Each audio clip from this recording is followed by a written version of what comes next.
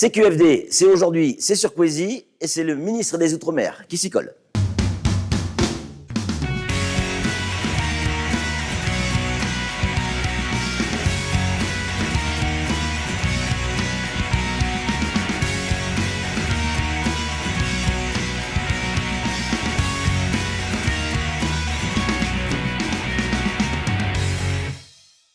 Monsieur le ministre, bonjour. Bonjour. Merci de nous accorder un petit peu de temps. On va essayer de vous découvrir. On vous connaît pas à Mayotte, on connaît pas notre ministre des Outre-mer. Je sais que vous allez venir bientôt, normalement, c'est ça? Ah oui, je suis déjà venu, à vrai dire, hein, mais j'étais pas ministre. Oui, mais en tant que ministre. Ouais, mais c'était aussi bien de venir sans être ministre. Parce que ça m'a permis de me déplacer, de découvrir une partie de Mayotte sans pression, sans organisation de sécurité particulière. C'était en 2015, fin 2015, je crois. C'était pour la primaire de Bruno Le Maire, qui était candidat pour la primaire de la droite et du centre. Et j'avais pris 2 longues journées sur l'île et j'ai vraiment eu un coup de cœur pour l'environnement, pour la nature, pour les paysages, mais aussi pour quelques rencontres amicales avec lesquelles j'ai gardé contact. Et à cette époque, vous imaginiez pas une seule seconde qu'un jour vous soyez ministre des Outre-mer? Pas un seul instant. Donc voilà, donc quand je vais revenir à Mayotte, ça sera assez rapidement, évidemment, avant la fin de l'année, mais ça sera évidemment dans un environnement différent, mais je vais essayer de garder aussi un tout petit peu cette liberté-là dans la manière de faire des rencontres. Alors, on va surtout, si vous êtes d'accord, monsieur le ministre, rester sur cet anniversaire qui approche, les 10 ans de la départementalisation. Au mois de mars, exactement. Donc, on va essayer de parler un petit peu de tout, parce que tout est lié. Qu'est-ce qui a bien marché pendant ces 10 ans? Qu'est-ce qui a moins bien marché? Et surtout, qu'est-ce qu'on pourra faire? Parce qu'il va peut-être falloir parler d'après ces 10 ans. Première question, peut-être un peu crue, mais on est sur Poésie, personne ne nous écoute. Un petit peu quand même. Non, plus sérieusement, est-ce qu'on s'est trompé? Il y a des gens aujourd'hui à Mayotte qui pensent que la départementalisation, on s'est gouré. C'était pas le bon choix. Selon vous? Mais déjà, peut-être qu'on pourrait définir ce que c'est que la départementalisation, parce que avec le temps, on finit par faire dire à ce mot et à ce processus des choses qui parfois ne recouvrent pas la vérité. C'est pas faux. La départementalisation, c'est devenir un département dans la République. Bon. La France aime Mayotte, Mayotte aime la France. Donc, que Mayotte devienne un département au sens complet du mot de la départementalisation, au sens républicain du terme, moi c'était une bonne chose et je pense que celles et ceux qui l'ont souhaité, qui l'ont voulu, pour lesquels ils se sont battus, ils ont bien eu raison de le faire. Après, le vrai sujet, c'est que la notion même de départementalisation, elle évolue pour les autres départements hexagonaux depuis maintenant 5 à 10 années. Vous voyez, là où Mayotte a réclamé un rattrapage bien légitime en se situant sur un terrain d'égalité par rapport à d'autres départements d'outre-mer ou d'autres départements de l'Hexagone. Pendant ce temps-là, on a des départements qui, eux, parfois, ont 2 siècles de départementalisation derrière eux, mais eux souhaitent désormais plus de différenciation, souhaitent plus d'adaptation, souhaitent qu'on reconnaisse davantage leurs spécificités. Alors, parce que la question est crue, donc la réponse doit être aussi tout aussi directe et claire. Est-ce que c'est un échec ou est-ce que c'est une réussite? Je pense qu'il faut avoir l'humilité de considérer que c'est encore trop tôt pour y répondre et que l'anniversaire du mois de mars, ça doit être l'occasion de nous pencher aussi sur le bébé devenu adolescent, préadolescent. On va fêter ses 10 ans et à regarder effectivement, comme vous l'avez très justement dit, qu'est-ce qui a bien fonctionné dans la croissance, qu'est-ce qui a moins bien fonctionné et qu'est-ce qu'il faut corriger. Et je dis même mieux que ça, si on y met de l'affection, si on y met un peu de vision, il faut se poser surtout la question, non pas de l'anniversaire des 10 ans, mais de l'anniversaire des 20 ans déjà. À quoi ressemblera le jeune adulte? À quoi, quand on sera en mars 2031 et qu'on se posera la question des 20 ans de la départementalisation, là, la vérité commencera à frapper à la porte. On ne pourra pas commencer à dire, là, pour le coup, on ne sait pas encore, etc. Donc, en fait, c'est un moment... Et je suis heureux, même si je vois bien que ça m'oblige beaucoup en tant que ministre des Outre-mer d'être le ministre de ce moment-là. Bien sûr. Mais à la fin, on va faire le bilan des 10 années. On va essayer aussi d'éviter de donner les bons points et les mauvais points à tout le monde, parce que je vois bien aussi la tentation. Si on commence à dire ce qui fonctionne et ce qui fonctionne pas, il y a tout ce qui fonctionne, il y aura plein de papas et plein de mamans pour dire c'est grâce à moi, et puis tout ce qui fonctionnera pas bien, on dira c'est la faute de l'autre. Bon, l'autre pouvant être l'État, ou pouvant être les collectivités territoriales, pouvant être les entreprises.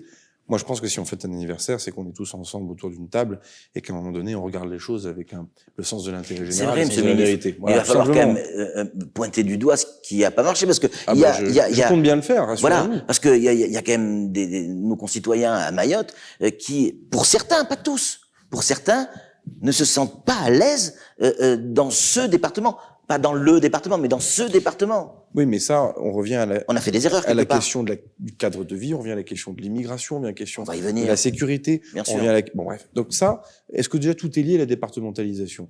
Certains mots que connaissent les... Pas tous. Mais c'est bien de commencer à le dire, puisqu'on a un peu de temps ensemble. Là, on peut commencer à poser des jalons pour le dire.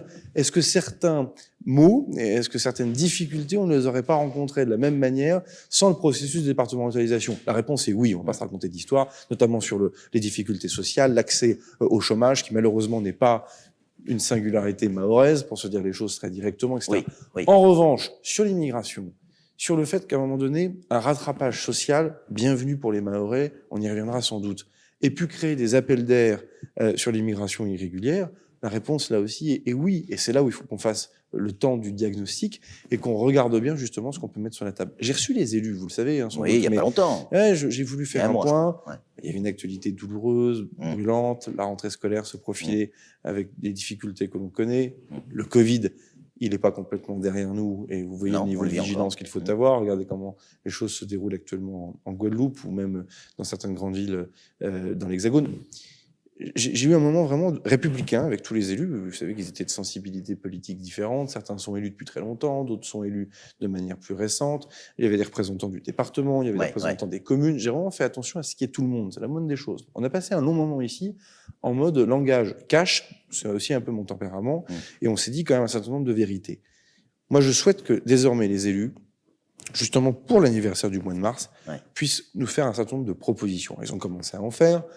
Mais qu'on arrive justement déjà à s'interroger, c'est quoi Mayotte en 2031? Ça n'élude pas les difficultés du moment, là aussi j'imagine qu'on va y revenir, et on est en train de faire des choses, on va se reparler de Chicandra, on va se reparler de l'adduction d'eau potable, autant de sujets sur lesquels je suis hyper mobilisé et sur lesquels j'ai envie de faire des choses et sur lesquels je suis très attaché aux résultats, et on va pas se payer de mots. Un de mes conseillers de mon cabinet s'est rendu à Mayotte il y a maintenant 10 jours et a fait un large tour d'horizon pour préparer discrètement ma venue bientôt, donc tout ça avance. Mais on va mentir aux Mahoraises et aux Mahorais si on se dit pas une vérité. C'est on veut que ça ressemble à quoi et on attend quoi la départementalisation en 2031. Mais votre avis à vous, monsieur le ministre, est-ce que vous croyez que Mayotte peut ressembler à un département d'outre-mer comme la Martinique, la Guadeloupe ou la Réunion? Ou alors, ça sera un département français, il n'y a pas de problème. La réponse est dans votre question. Je sais pas. Il ne se ressemble pas déjà. Pardon, mais l'organisation politique administrative de la Martinique n'est pas celle de la Guadeloupe, qui n'est pas celle de la Guyane.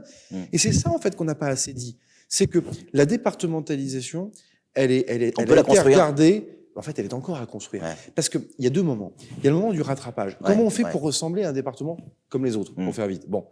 Bah, au fond, ça y est, on a un conseil général devenu départemental, on a une organisation avec des communes, on a un code général des collectivités territoriales qui globalement s'applique comme ça s'appliquerait dans mon département de l'Eure pour beaucoup de sujets, avec énormément de mesures transitoires. C'est la montée en puissance sur plein d'aspects.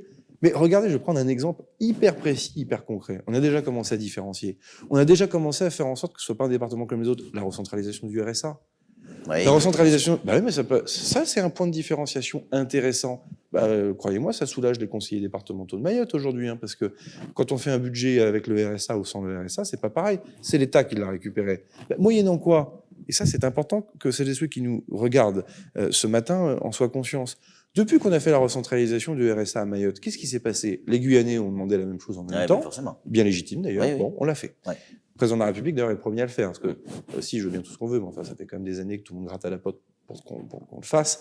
C'est Emmanuel Macron qui l'a décidé. Bon, la Réunion, pour des raisons similaires, qui peuvent s'en approcher, ont demandé la même chose. C'est fait. Qu'est-ce qui se passe actuellement? Vous avez plein de départements dans l'Hexagone qui disent « nous, on veut faire comme Mayotte ». Nous, on veut aussi la recentralisation du RSA. Bon, la réponse ne m'appartient pas. Je suis plus ministre en charge des collectivités territoriales. Je suis ici à l'Outre-mer. Mais c'est intéressant. Ça veut bien dire que la départementalisation, c'est pas l'égalité pile poil en tout point, en toute compétence, en toute organisation. Et en fait, il va falloir commencer à réfléchir de manière un peu différente. Et c'est plutôt intéressant en se disant qu'est-ce qu'on norme, parce que c'est un département comme les autres. Et c'est évidemment dans l'égalité à la citoyenneté, dans l'organisation de la plupart des pouvoirs publics, c'est très clair.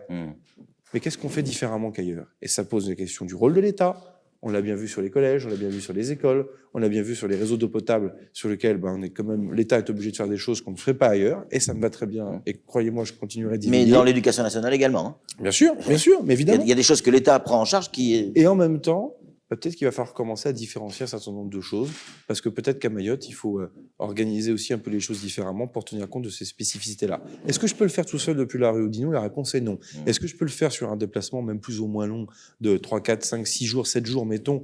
Peut-être un peu, mais c'est aussi aux Mahoraises et aux Mahorais de le dire. Et pas que les élus, pas que les élus.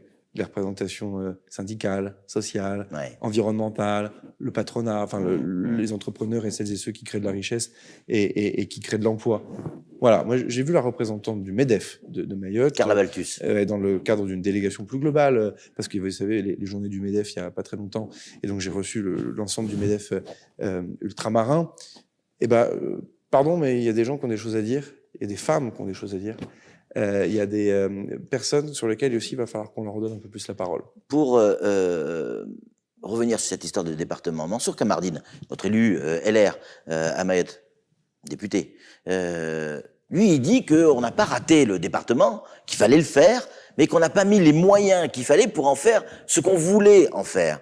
Vous êtes d'accord avec ça? Moi, je connais Mansour depuis longtemps, parce qu'on a appartenu en tout cas à la même famille politique. Je note que Mansour, d'ailleurs, au début du quinquennat, a envoyé un signal de confiance, parce que justement, il avait voté la confiance au gouvernement. Et pour être honnête avec vous, dans la relation que j'ai avec lui, je lui ai dit qu'il aurait un partenaire franc, mais fiable, avec ma pomme ici au ministère des Outre-mer. Bon, d'autres le savent. Tani, le vice-président du Sénat, avec lequel je travaille de manière ancienne maintenant aussi. On reviendra peut-être sur les élus parce que je les connais bien et je ne les découvre pas ici depuis que j'ai été nommé là. Bon, la notion de moyens, là aussi, il faut qu'on s'y accorde, parce que celles et ceux qui pourraient être tentés. On m'a dit que je pouvais faire preuve de franchise et pas de bois chez vous. C'est un devoir, monsieur le ministre.